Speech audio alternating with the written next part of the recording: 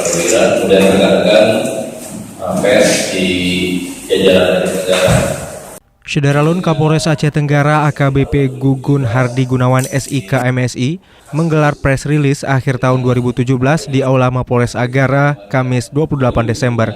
Kasus penyalahgunaan narkoba yang mayoritas mengkonsumsinya dari kalangan pengusaha dan petani.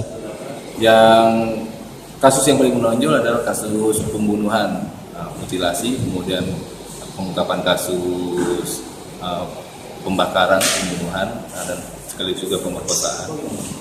Untuk kasus narkoba ada 123 tersangka selama 2017 yang kita tangani, kemudian kurang lebih 64 kasus sudah P21 yang di 2017. Dari Kutacane, Asnawi Lui, Serambi On TV.